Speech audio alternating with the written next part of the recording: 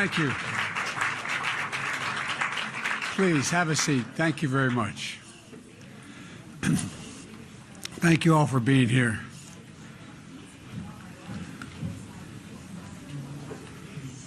When the press stops doing verbal interviews, we'll get going. Growing up in my household, my dad used to have an expression, for real. He'd say, a job is about a lot more than a paycheck. It's about your dignity. It's about respect. It's about being able to look your child in the eye and say, honey, it's going to be okay, and mean it. That idea is at the heart of my economic vision to rebuild our economy from the middle out, the bottom up, not the top down. Because when that happens, the middle class does fine, and the labor unions built the middle class in America. But secondly, the poor have a shot up, and the wealthy still do very well, except they don't pay enough taxes. That's a different issue. And that vision is powered by a strong labor movement. That's why in America I'm proud that my administration is characterized as the most pro-union administration in American history. No, I really mean it. And let me be clear. Whether it's the auto workers or any other union worker, record corporation profits should mean record contracts for union workers. Today, I'm proud to stand next to a group of leaders who feel the exact same way as we launch our new Partnership for Workers' Rights. Over the last few days, the nations of the world have talked about climate change, sustainable development, food security, economic resilience. But we know our progress on these challenges depends on our workers. They will drive our clean energy transition. They will keep the global supply chain secure. They'll build the infrastructure we need to keep our economy strong. So we have to empower them as well. And that's what this new partnership is all about. The partnership actually was this man's idea. Overall, we have 5 key goals. First, protect workers' rights. That means ending forced labor, ending child labor, ending worker exploitation, which is far too common around the world. A step toward this goal will work with leaders around the world to make sure that the Director General of the International Labor Organization, who's here with us today, to ensure that workers not only know their rights, but also have the tools to exercise their rights. The second goal is to promote a safe and decent work. That includes ensuring countries and companies are held accountable for the impacts of their investments on workers' health, workers' wages, and workers' rights. And the third element of this is we will advance a worker-centered clean energy transition. Folks, as I've told labor from the very beginning, when I think of climate change, I think of jobs. Jobs.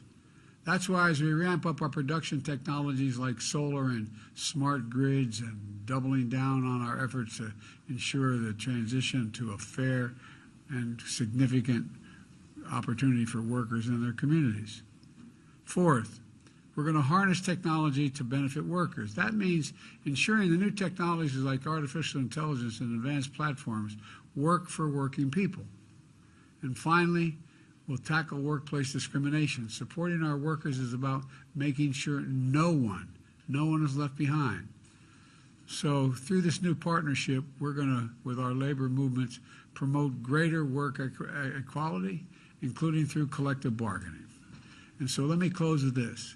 This announcement is also an invitation to every global leader and every labor organization to join us and commit to a better future.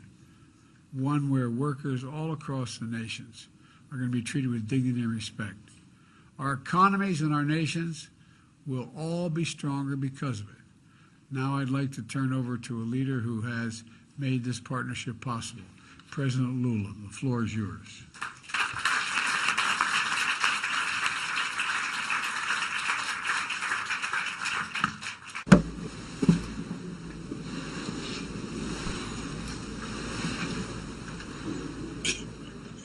Well, first of all, I would like to greet President Biden and to say to President Biden, can you hear me, President Biden? This is a historical moment for Brazil and for the U.S. President Biden, can you hear me? You can? Yes, good. And so there's the U.S. delegation that is here with me. I'd like to greet my wife that is also here. I'd like to greet the Brazilian trade unionists that came to my invitation by my labor minister, and I also like to greet the U.S. trade union leaders that are here, we always had a very good relationship, an extraordinary relationship with the U.S. labor movement. Well, first of all, I have the happiness to share with President Biden this partnership for workers' rights. And I'm very much honored with the presence of our brother Gilberto Ogbombo, Director General of the International Labor Organization, and my brother Luiz Marinho, the Labor Minister of Brazil. And I also like to greet the participation of the main leaders of the American Federation of Labor and other labor organizations in the U.S., in which I owe them a lot of I'm very grateful to them, because in many difficult moments that we had in Brazil, the U.S. labor movement showed solidarity, provided solidarity to us, to the Brazilian labor movement. When I joined the trade union activities a long time ago, I would never imagine that I would become the president of my country, and I would never could imagine to be side by side the President Biden, side by side the Director General of ILO, discussing the creation of decent work policy and partnership to improve the lives of the poor workers, especially in this digitalized world where artificial intelligence speaks much more powerfully than the worker's voice. So this is a moment of great, that I'm very grateful. We know what happened with the neoliberal politics in the world. The fact of the matter is that we have today more than 2 billion workers that are in the informal sector, according to ILO. And we have more or less 214 million human beings that, even being employed, they live under absolute poverty because they earn less than $1.90 per day. It is unacceptable that women, ethnic minorities, and people LGBTQ+ are discriminated in the labor market. Since I came back to the presidency in Brazil, I have made all the endeavors to rebuild and unite the country. In very few months, we managed to do something extraordinary. We have already created, in the first 8 months of my terms, 1,200,000 formal works with job contracts. The minimum wage came back to growth above past inflation. 80% of the collective bargaining negotiations have readjustments above past inflation, 80%. And we also passed in the Congress, after decades of waiting to pass such a bill, a law that guarantees to the women to receive the same salary that the man has if they perform the same work, the same position. It seemed impossible. So equal work, equal pay. We also established a collective bargaining table between the business sector, workers, and government. And this round table, this forum, which we're going to develop not only a decent work or decent job perspective due to the digital platforms that use precarious work, but we also want to create maybe a new framework in the function of labor and management, a relationship of the 21st century that is civilized, but also agreeing with what President Biden said, all people that believe that weak unions will make that the employer and the businessman earns more and the country will win, they're mistaken. There's no democracy without strong trade unions, because the trade union effectively is the one that speaks on behalf of the worker to advocate for their rights. I have already said to the U.S. American trade unions my admiration for President Biden's vision that he has vis-a-vis the trade unions comes from the very first speech that he did in his inauguration, when he said, and I quote, "The wealth of the U.S. was not made by the business sector, it was built by the workers."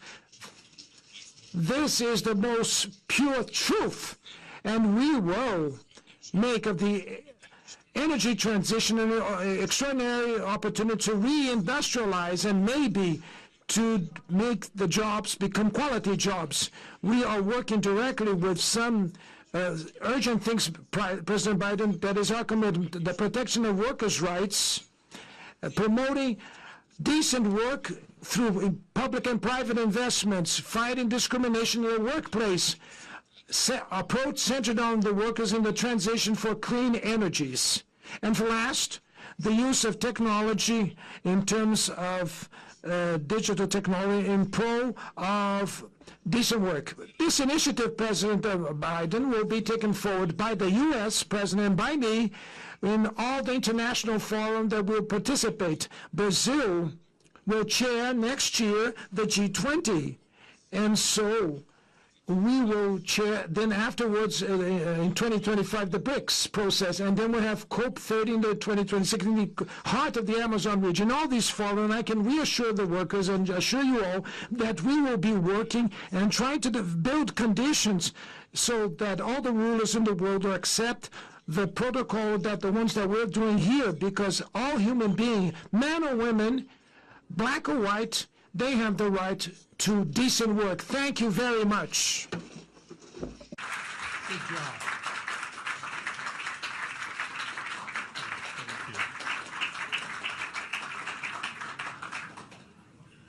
Mr. President, from my perspective, it's quite a historical moment to have two of the most influential leaders together launching this initiative, knowing how close the workers' rights, the workers' well-being is for both President Biden and President Lula. ILO has been working for more than 100 years to advance the cause of social justice and decent work. And our unique tripartite governance structure gives workers, employers, and government equal status in our work. We have unparalleled understanding of how decent work can build better lives, better economies, and better societies. This is why we unequivocally welcome this United States and Brazil partnership for workers' rights. While listening to President Biden highlighting the key element of the partnership, it just reminds me of our own mission. Not only the rights, fighting for the rights against exploitation, against child labor, against forced labor, fighting against discrimination in all forms of discrimination, as President Lula reminded us, the accountability and the role of the private sector, the impact of technology, including artificial intelligence, is not anymore just the blue collar, but both the blue collars and the white collars, and the just transition about job, about not leaving anybody behind. Those are very critical to ILO mandate. So decent work empowers workers to organize and to negotiate. It fosters social justice with essential if people are to have the brighter future, which is the reason why all of us are here. So from ILO perspective, we are so committed to really be part of this initiative, and I can promise you that we will do our very best not to deceive you, Mr. President.